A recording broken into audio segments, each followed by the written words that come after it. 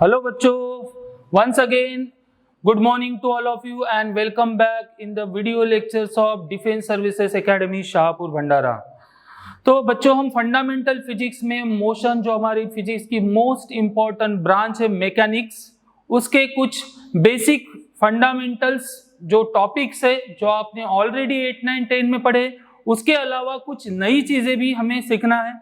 तो previous video lecture में बच्चों मोशन क्या होता है, उसके डिफरेंट टाइप्स हमने डिस्कस किए थे, 1 dimensional motion, 2 dimensional motion and 3 dimensional motion.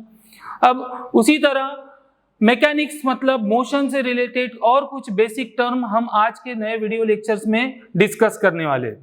तो चलिए बिना वक्त गवाए आज के वीडियो लेक्चर को स्टार्ट करते। तो आज का हमारा सबसे पहला टॉपिक है पाथ या डिस्टेंस। तो हम किसे बोलेंगे पाथ या डिस्टेंस? तो जब भी कोई बॉडी मोशन में होती है ऐसा कब बोले थे हमने? जब विथ रिस्पेक्ट टू टाइम उसकी पोजीशन अगर चेंज होती है तो हमने बोले थे बॉडी मोशन में। तो ऐसी कोई बॉडी जब मोशन में है तो जिस पाथ मतलब जो लाइन होती है, जो सेगमेंट होता है, the line joining the successive position. अब देखो इसको इलिस्ट्रेशन से हम समझते हैं।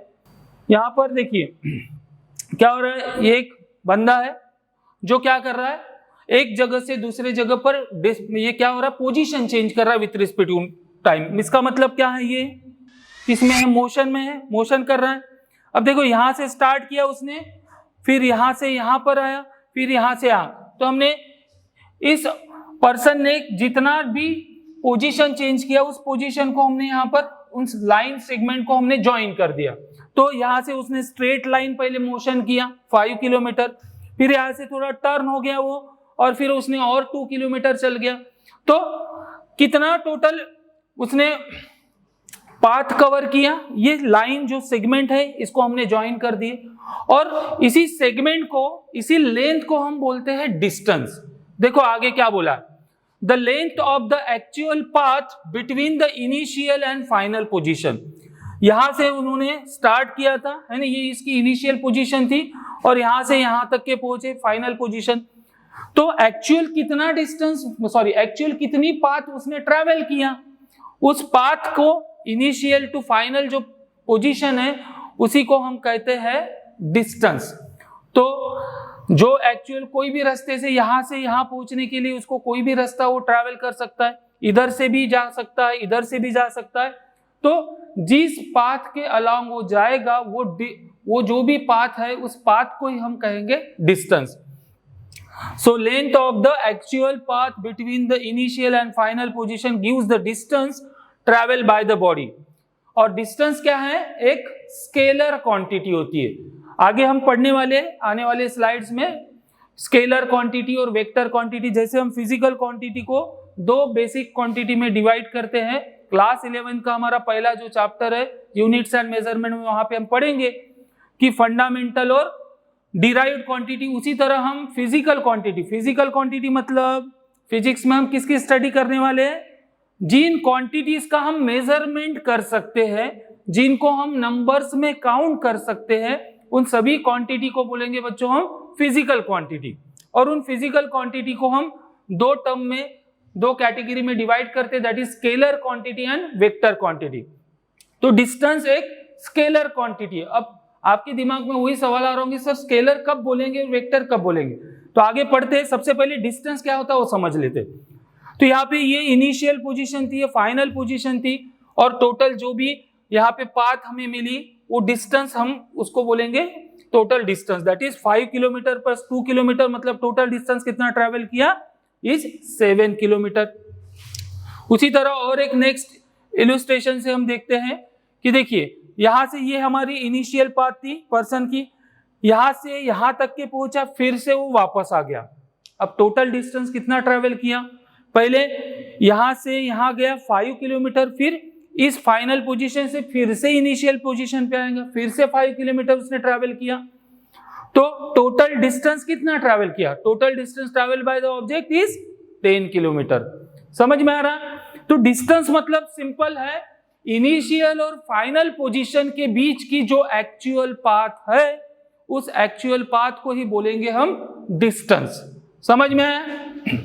और ये चीजें आपने ऑलरेडी पढ़ चुके हैं नाउ नेक्स्ट जो हमारा टॉपिक है डिस्प्लेसमेंट। अब डिस्प्लेसमेंट और डिस्टेंस दोनों ही हमें लगता है एक ही क्वांटिटी है, बट इसमें कुछ डिफरेंस है, उसी डिफरेंस की वजह से हम इसको नया नाम दिए। तो डिस्प्लेसमेंट इज द, क्या बोला है, displacement is the directed line segment joining the initial and final position of the moving body, या इसी को आप और इजी तरीके से बोल सकते, the shortest distance between initial position and final position. क्या बोला मैंने, displacement is nothing but a shortest distance between the initial and final position, उसको बोलेंगे हम डिस्प्लेसमेंट। और डिस्प्लेसमेंट के पास एक पर्टिकुलर डायरेक्शन होती है। डिस्टेंस क्या होगा बोला था मैंने, एक इनिशियल पॉइंट है, एक फाइनल पॉइंट है। डिस्टेंस कुछ भी हो सकता है, बट शॉर्टेस्ट पाथ एक ही होगी। तो हमेशा याद रखना, डिस्प्लेसमेंट एक ऐसी फिजिकल क्वांटिटी है जिसके पास डायरेक्शन भी होती है।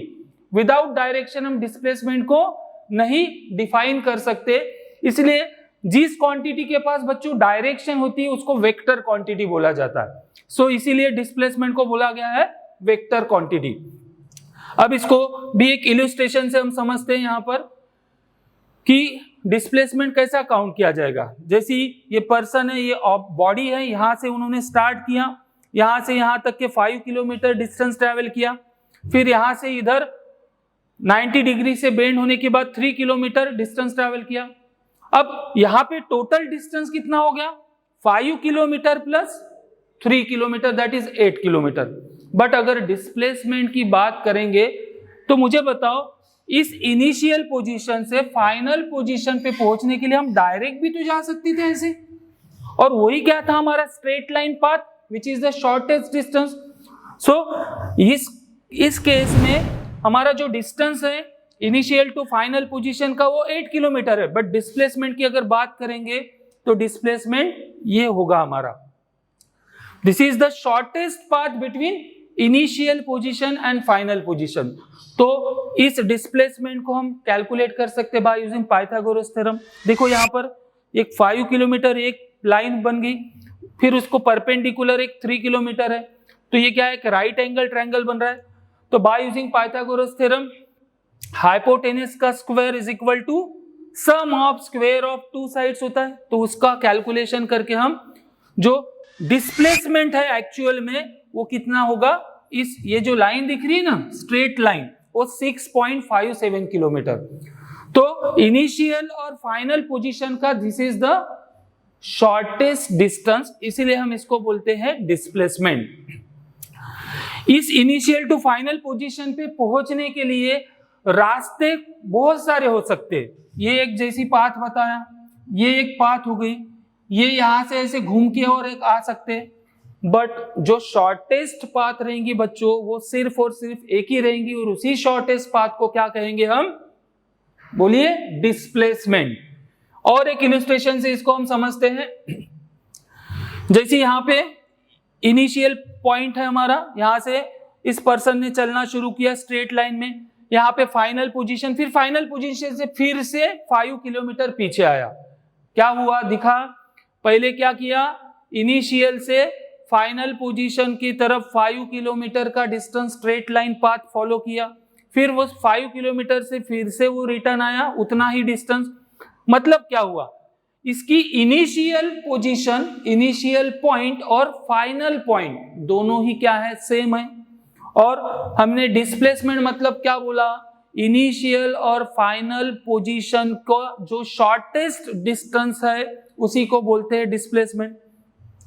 तो यहां पर देखो इनिशियल पोजीशन भी यही थी, फाइनल पोजीशन भी यही है, तो दोनों के बीच का डिस्टेंस मतलब डिस्प्लेसमेंट कितना हो जाएगा बच्चों, 0। सो इसीलिए इस केस में डिस्प्लेसमेंट की वैल्यू कितनी होगी, 0 किलोमीटर। और यही चीज अगर अपन डिस्टेंस की बात करते तो यहाँ पे पहले 5 किलोमीटर फिर रिटर्न 5 किलोमीटर, मतलब 10 किलोमीटर क्या हो गया डिस्टेंस, बट डिस्प्लेसमेंट सिर्फ और सिर्फ कितना हुआ बच्चों, 0। क्यों, because initial and final position of that person is same, that's why there will be no displacement. तो एक चीज आपको याद रखना है, डिस्प्लेसमेंट हमेशा एक ही होगा, डिस्टेंस बहुत सारे हो सकते हैं बट डिस्प्लेसमेंट सिर्फ और सिर्फ एक ही होगा। समझा? Now conclusion about displacement. तो डिस्प्लेसमेंट के बारे में कौन सी चीजें हमें याद रखना है? सबसे पहली चीज तो displacement is a vector quantity. क्यों बोला वेक्टर क्वांटिटी? आगे पढ़ने ही वाले, फिर भी क्या याद रखना, डिस्प्लेसमेंट के पास एक पर्टिकुलर डायरेक्शन होती है, इसीलिए हम इसे वेक्टर क्वांटिटी बोलते हैं। सेकेंड जो टर्म याद रखना है, displacement has a unit of length. जैसे हम डिस्टेंस को मीटर में, सेंटीमीटर में, किलोमीटर में मेजर कर सकते हैं, उसी तरह सेम यूनिट हम डिस्प्लेसमेंट के लिए भी यूज करना है। उसके बाद थर्ड जो पॉइंट है, displacement of an object in a given time interval can B positive, zero और नेगेटिव। अभी आपने एग्जांपल में देखे, इलिस्ट्रेशन में, वो डिस्टेंस डिस्प्लेसमेंट क्या हो सकता है? पॉजिटिव भी हो सकता है, जीरो भी हो सकता है, बोला इनिशियल और फाइनल पोजीशन सेम है तो, और निगेटिव। निगेटिव कब होगा? जब डायरेक्शन उसकी अपोजिट हो जाएगी। डिस्प्लेसमेंट को पॉजिटिव और निगेटिव कब बोलेंगे? एक पर्टिकुलर डायरेक्शन में हम कोई ऑब्जेक्ट जा रहा है, उसको पॉजिटिव डिस्प्लेसमेंट कंसीडर करेंगे। उसी डिस्प्लेसमेंट की अगर डायरेक्शन हम रिवर्स कर दे तो उस डिस्प्लेसमेंट को क्या बोलेंगे? Negative displacement. ठीक है। उसके बाद फोर्थ पॉइंट क्या है?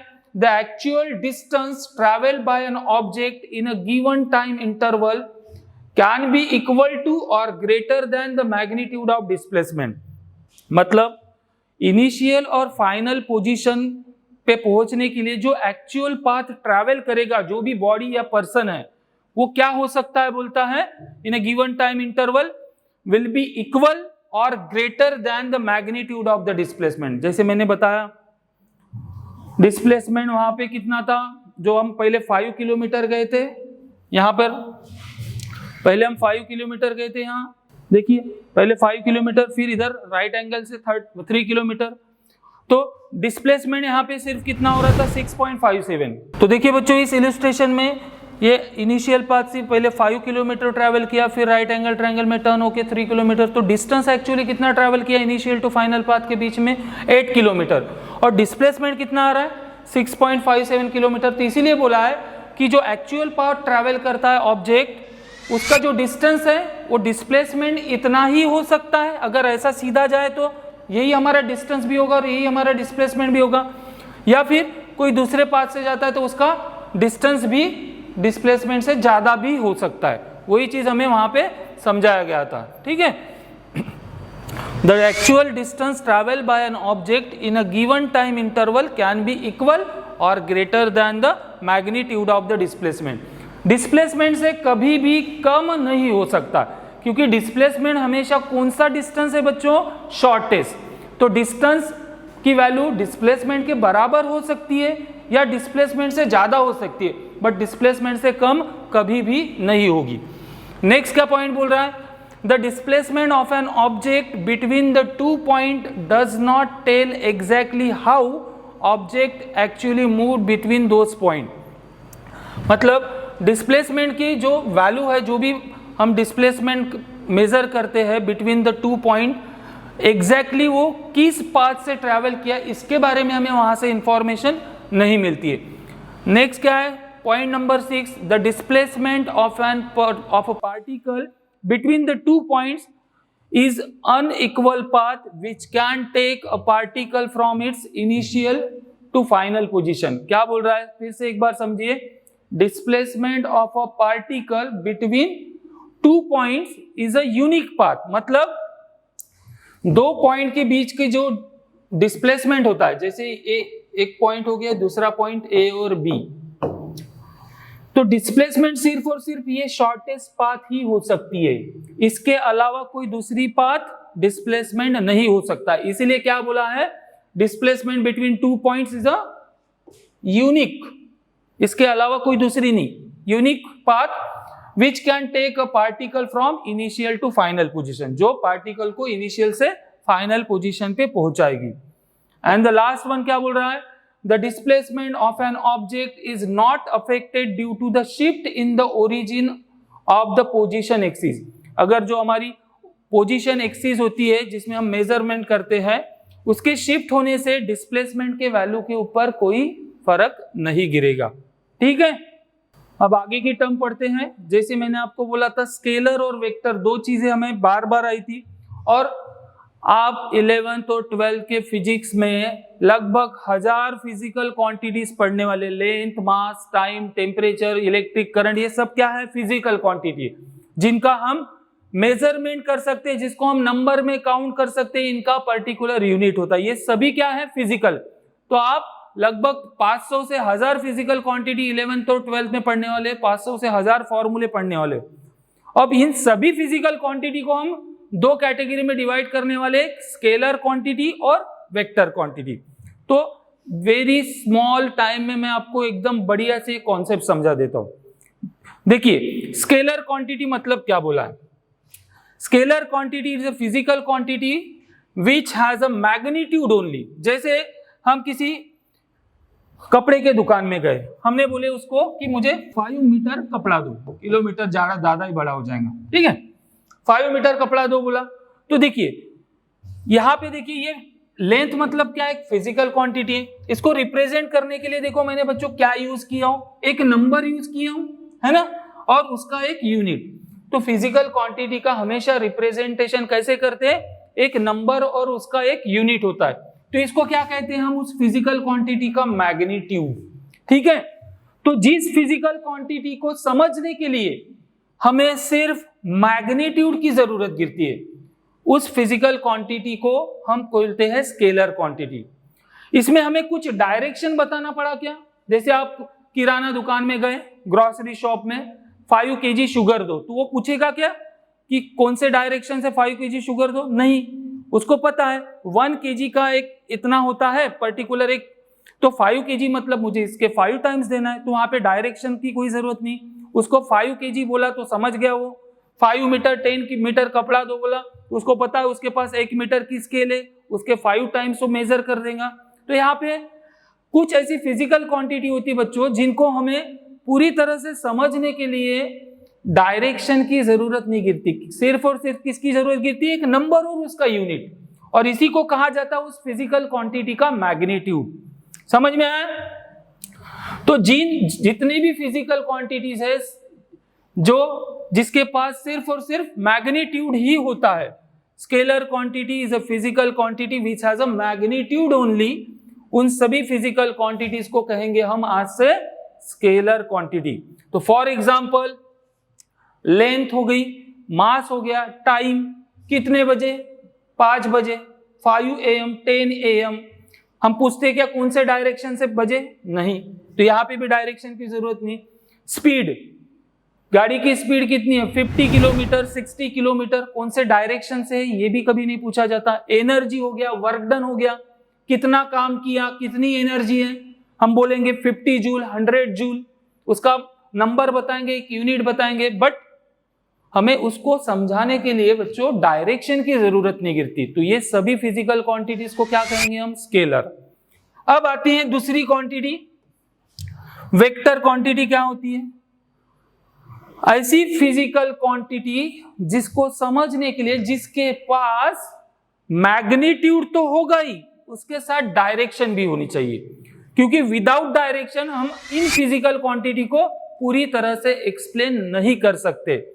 तो क्या बोला है बच्चों? वेक्टर क्वांटिटी मतलब vector quantity is a physical quantity which has both magnitude as well as direction. ऐसी फिजिकल क्वांटिटी जिसके पास मैग्नीट्यूड के साथ साथ डायरेक्शन भी होगी, उन सभी फिजिकल क्वांटिटी को कहेंगे हम वेक्टर क्वांटिटी। अब इसको समझने के लिए एक एग्जांपल लेते हैं।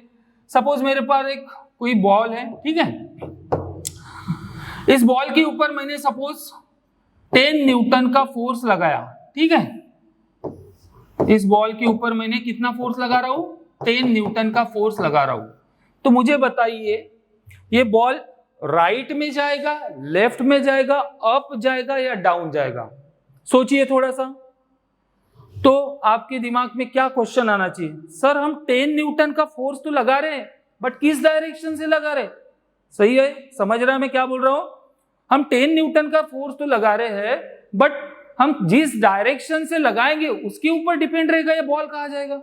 अगर मैं इसके ऊपर लेफ्ट डायरेक्शन से, मतलब राइट डायरेक्शन से इधर फोर्स लगाऊंगा तो ये बॉल डिस्प्लेस होकर इधर जाएगा, मैं डाउन से फोर्स लगाऊंगा तो ये अप जाएगा। समझ में आ रहा है?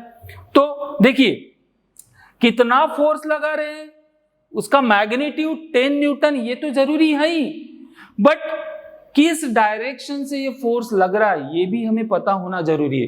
तो ऐसी बहुत सारी फिजिकल क्वांटिटी है बच्चों जिनको समझने के लिए हमें मैग्नीट्यूड के साथ साथ डायरेक्शन की भी जरूरत होती है। उन सभी फिजिकल क्वांटिटी को क्या कहेंगे आज से? Vector quantity. So example of vector quantity, displacement. मैंने क्या बोला था? डिस्टेंस और डिस्प्लेसमेंट हमें लगते तो सेम है, बट डिस्टेंस कुछ भी हो सकता था, बोला था मैंने, और डिस्प्लेसमेंट एक ही पर्टिकुलर पाथ होंगी जिसके पास एक पर्टिकुलर डायरेक्शन होगी, है ना। तो डिस्प्लेसमेंट के पास मैग्नीट्यूड मतलब कितना डिस्प्लेसमेंट हुआ 5 किलोमीटर, उसके साथ एक डायरेक्शन भी होगी। जैसे मैंने पूना से मुंबई जाना है, मैंने किसी को पूछा, उन्होंने बोले 500 किलोमीटर चले जाओ, आप मुंबई से पूना पहुंच जाओगे। ऐसा होगा क्या? मुंबई से पुणे के बीच का डिस्टेंस है 500 किलोमीटर, बट 500 किलोमीटर किस डायरेक्शन से जाना है ये जब तक कि आपको पता नहीं रहेगा तब तक क्या आप सही जगह पे पहुंचोगे क्या? नहीं। तो डिस्प्लेसमेंट एक ऐसी क्वांटिटी है जिसके पास मैग्नीट्यूड के साथ साथ डायरेक्शन भी होती है। वेलोसिटी हो गया, एक्सेलरेशन हो गया, momentum, force, this all are the example of vector quantity. तो आज के वीडियो लेक्चर में हमने फिर से कुछ बेसिक क्वांटिटीज की स्टडी की। पाथ क्या होता है, डिस्टेंस क्या होता है, डिस्प्लेसमेंट क्या होता है, दोनों में डिफरेंस क्या है। उसी के साथ मोस्ट इंपॉर्टेंट जो चीज है हमारे फिजिक्स में, हमें जो 11th और 12th में बार बार यूज होने वाली, दैट इज स्केलर क्वांटिटी और वेक्टर क्वांटिटी। तो इनको मैं कुछ बेसिक एग्जांपल से इनकी भी आइडिया आपको क्लियर करा दिया। आने वाले नेक्स्ट वीडियो लेक्चर में ऐसी ही छोटी छोटी फंडामेंटल बेसिक क्वांटिटीज को फिर से हम एक बार स्टडी करेंगे। So thank you very much बच्चों for watching and have a nice day.